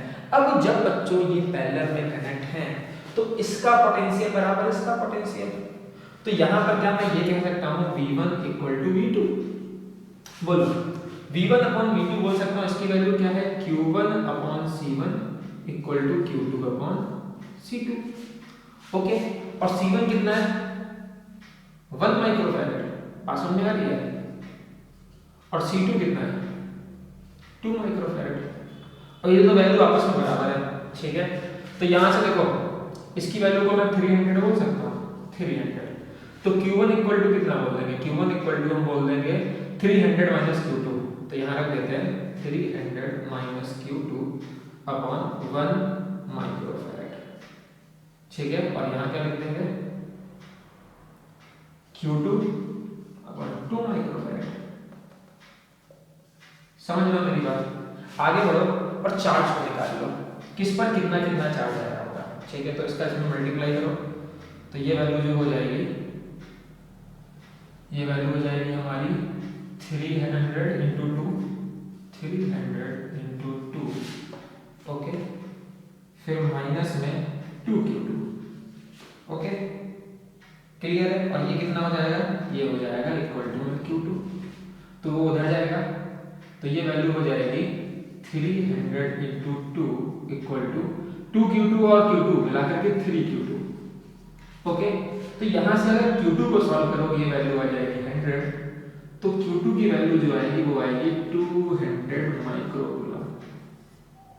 अब Q2 अगर 200 माइक्रोकूलम है तो Q1 कितना होगा, तो Q1 की वैल्यू निकल आएगी 100 माइक्रोकूलम। देखो इस बात को बच्चों मैं ओरली बता सकता था तुमको, ठीक है, पर मैंने सॉल्व करके दिखाया। ओरली क्यों बता सकता था, क्योंकि देखो यार यहां से Q1 अपॉन C1 बराबर Q2 अपॉन C2 ये होना चाहिए था, क्योंकि पोटेंशियल सेम है, तो Q1 अपॉन C1 बराबर Q2 अपॉन C2 था। तो भाई जो इनके कैपेसिटेंस का रेशियो 1:2 वही इसके चार्ज का रेशियो होता है 1:2। तो देखो जिसका कैपेसिटेंस कम उसका चार्ज भी कम, जिसका कैपेसिटेंस ज्यादा उसका चार्ज ज्यादा, इसी रेशियो में बढ़ जाता है अगर पैरेलल में लगे होते हैं। तो ये तो ओरली कर सकते थे, मगर फिर भी मैंने सॉल्व करके दिखाया। तो इक्वेशन से एक इक्वेशन 1 ये मान ली और एक इक्वेशन 2 ये मान ली और इसको सॉल्व कर दिया, बात समझ में आती है। फिलहाल हमें चार्ज मिल गया, फटाफट इसको नोट कीजिए, मैं रब करूं फिर आगे बढ़ते हैं। भाई हमारा टास्क है find the loss of energy, तो इस Q1 और Q2 की वैल्यू मिल गई, ओके। तो यहां लिख दूं क्या, तो यहां लिख देता हूं Q1 बराबर हमें मिल गया है 100 माइक्रोकूलम और Q2 की वैल्यू हमें मिल गई है, यहां लिख देते हैं Q2 200 माइक्रोकूलम, ओके। चलिए भाई ये बात समझ में आ गई, इसको रब किया जाए, आगे बढ़ते हैं। ये मैं रब कर देता हूं, ओके। तो अब Q1 और Q2 की वैल्यू मिल गई। अब क्या करते हैं पहले केस में, लॉस ऑफ एनर्जी का मतलब क्या है, लॉस ऑफ एनर्जी का मतलब है, ठीक है, लॉस ऑफ एनर्जी का मतलब है U initial minus U final. भाई इनिशियल में से फाइनल घटा दोगे वही तो डेल्टा ही बनेगा आपका, ठीक है, चेंज इन एनर्जी। भाई इनिशियल वाली एनर्जी आ रही, तो इनिशियल को पहले दोनों को अलग अलग निकाल के सॉल्व कर लेते हैं बेटा, ऐसा इक्वेशन बहुत बड़ी जाएगी। तो सबसे पहले क्या करते हैं, U इनिशियल निकालते हैं, U इनिशियल, तो इसको क्या लिख सकते हैं, half Q square by C, यानी इक्वेशन आपने पढ़ी थी half Q square by C। चलो फटाक से सॉल्व करो। देखो चार्ज आपको यहाँ मिल गया था कितना 300 माइक्रोकूलम और C की वैल्यू भी पता है, तो यहाँ पर आइए और सॉल्व कीजिए।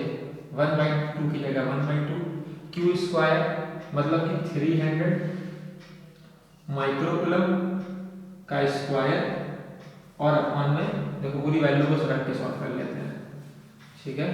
तो ये आ जाएगा 300 × 10⁻⁻6 इसका स्क्वायर और C की वैल्यू कितनी है 1 माइक्रोफैराड, बोले तो 1 × 10⁻⁻6।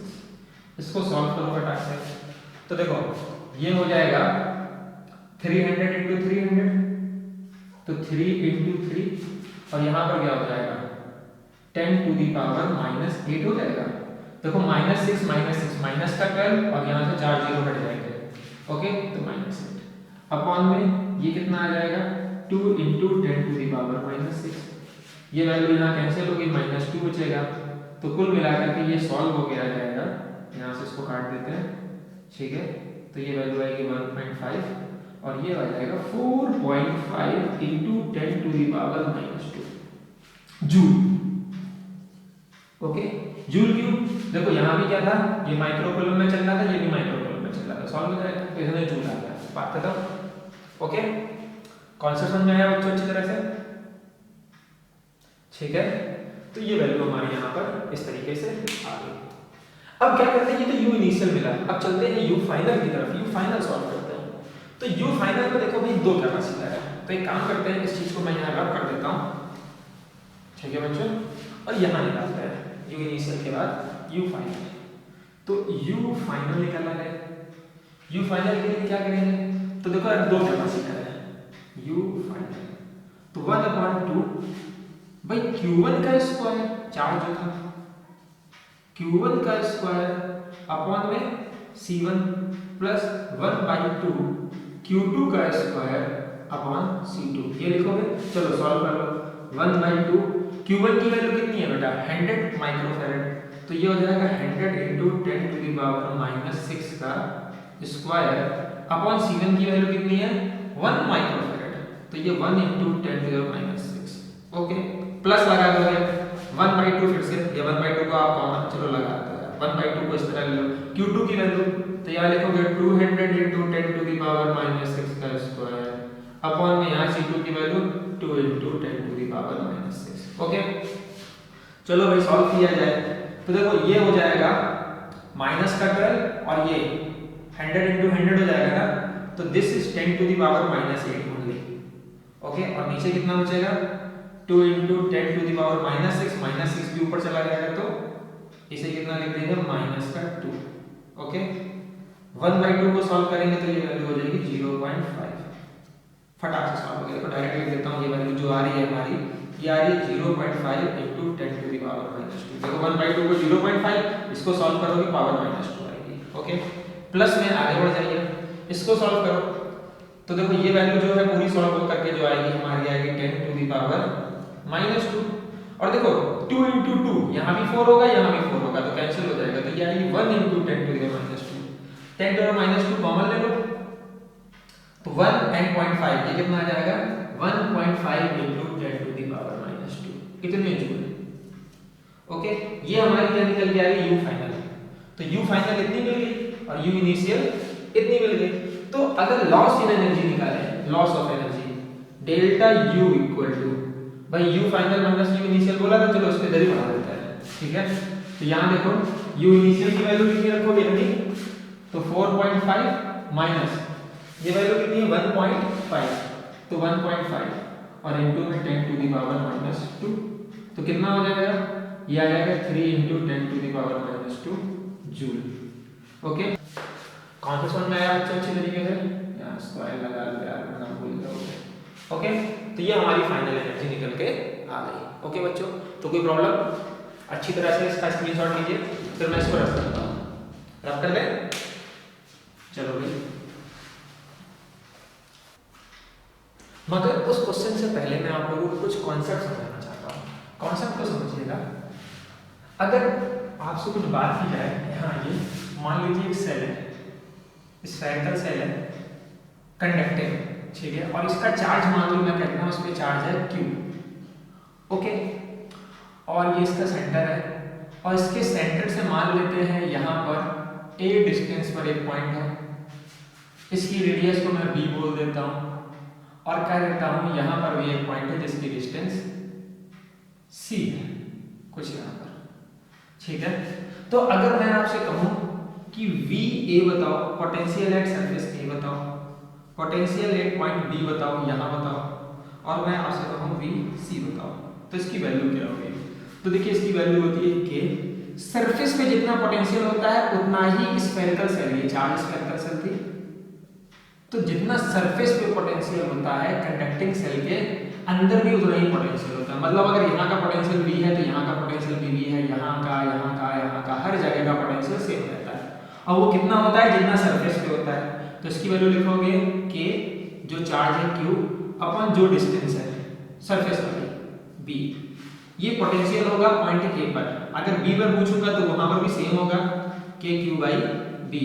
और अगर सी पे पूछूंगा तो बाहर जाने पर पोटेंशियल धीरे धीरे फॉल होता है, तो इसकी वैल्यू होगी के क्यू बाई सी। ओके, जिस डिस्टेंस से पूछा जाए।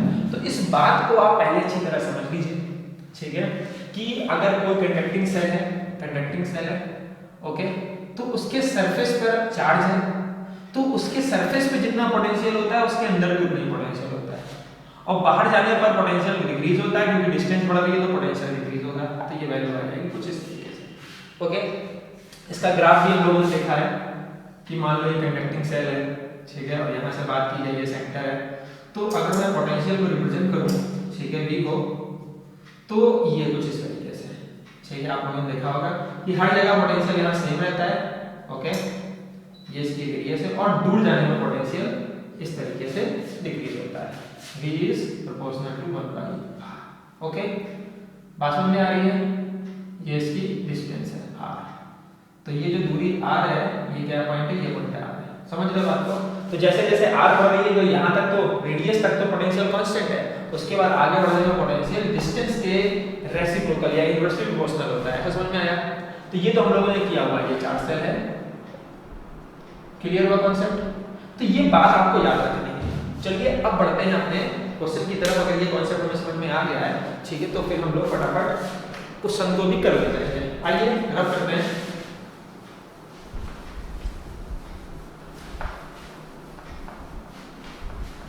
अब देखो बच्चों, जो अगला क्वेश्चन है वो बहुत एक इंपॉर्टेंट सा क्वेश्चन है, और आगे समझते हैं। तो पहले मैं क्या करता हूँ, उस क्वेश्चन को राइट कर देता हूँ। क्या कह रहा है, देयर आर 4 कोसेंट्रिक,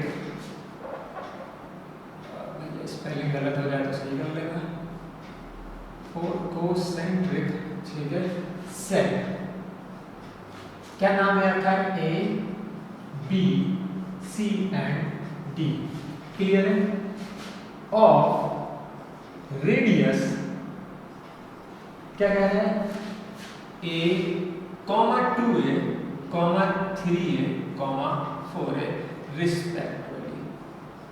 ओके, बात समझ में आ गई? अब क्या कह रहा है, cell B and D having charge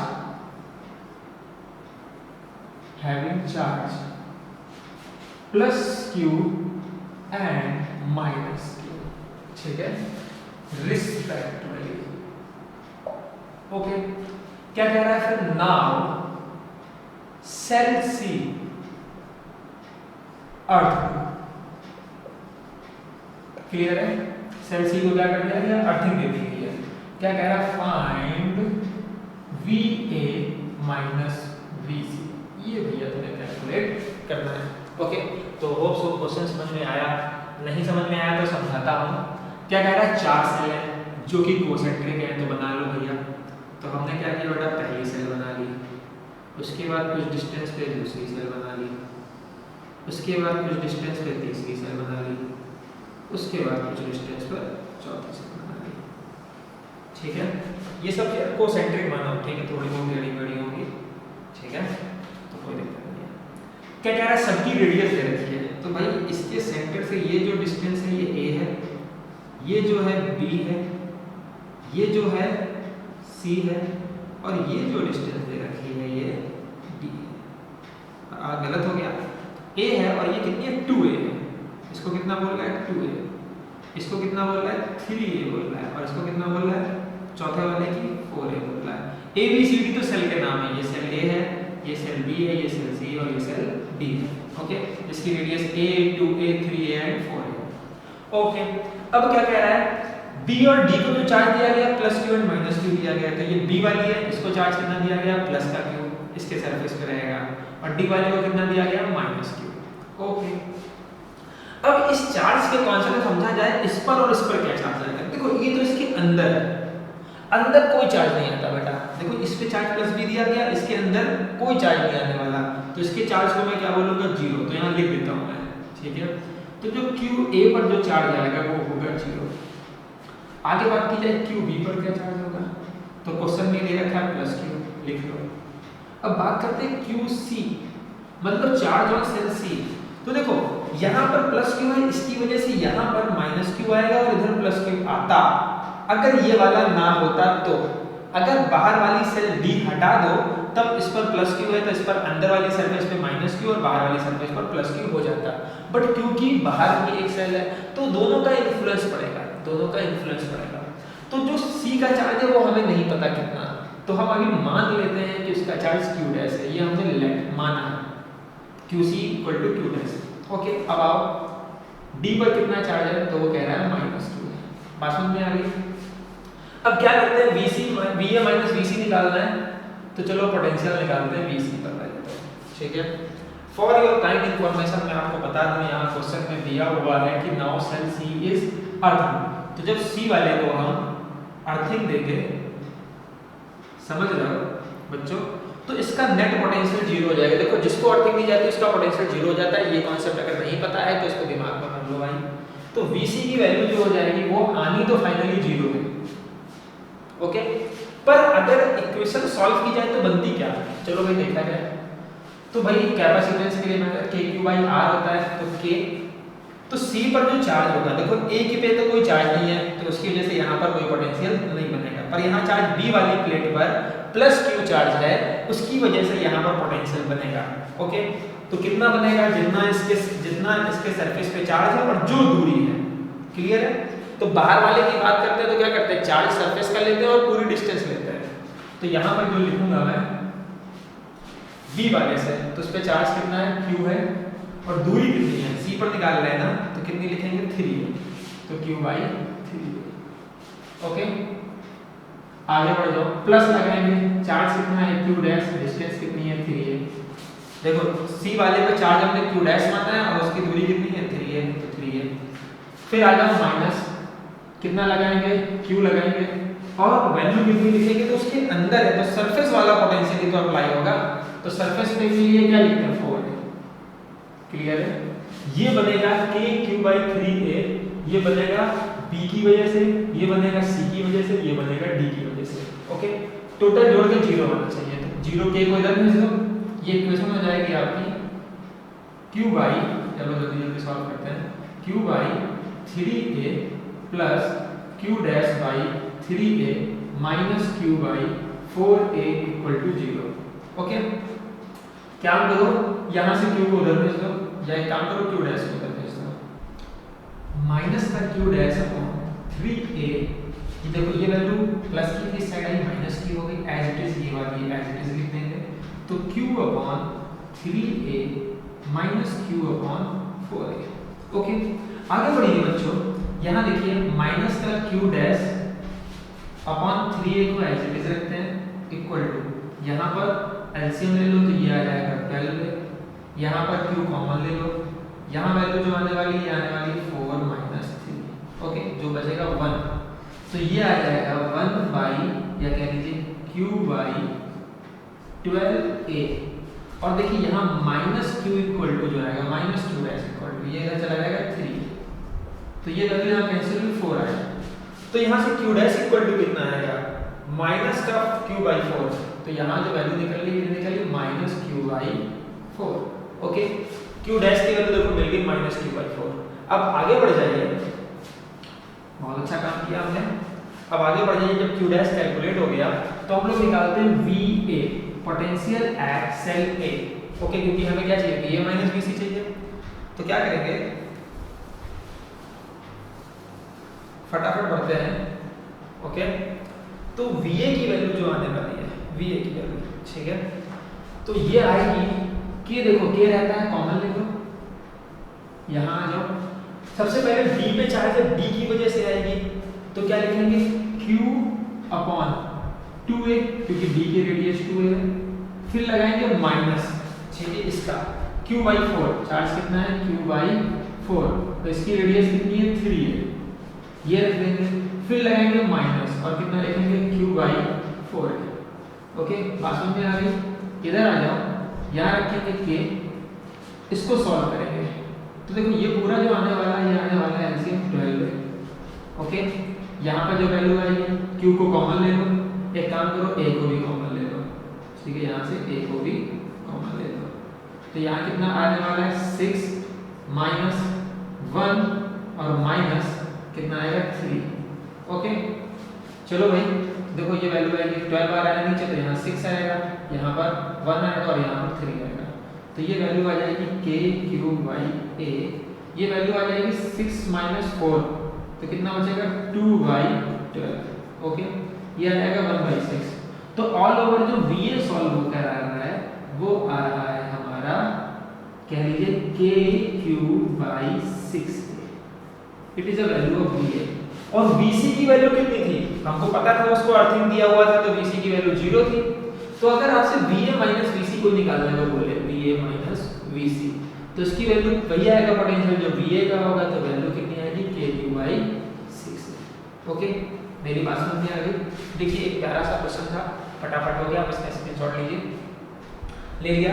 अब देखो बच्चों बहुत लंबा लेक्चर हो चुका है, तो एक काम करते हैं, आज मैं अपनी वाणी को यहीं पर विराम देता हूँ, अगली क्लास में आपको और भी कुछ ज़्यादा अच्छे नोमेनक्लेचर से मिलूंगा। ठीक है, तो फटाफट से सारे क्वेश्चंस को आप कीजिएगा, नहीं समझ में आएगा तो वीडियो को पॉज कर करके देखिएगा। मगर ये सारे क्वेश्चन जो हैं मैं कह रहा हूँ जेईई के और नीट के पॉइंट ऑफ व्यू से इंपॉर्टेंट है, साथ में बोर्ड वालों के लिए तो इंपॉर्टेंट है ही। ओके इसमें जितने भी कॉन्सेप्ट है, चाहे किरचॉफ लगाना हो, चाहे यहाँ पर सेल में चार्ज का कॉन्सेप्ट हो, ओके इन सारी बातों को आपको बहुत बारीकी से समझना है, क्योंकि यही क्वेश्चन जो है बेटा कॉन्सेप्ट बनाते हैं। ठीक है, तो आप क्या कीजिएगा, फटाफट से इन सारी चीज़ों को तैयार कीजिए। तो आज के लिए बाय बाय बेटा, टेक केयर।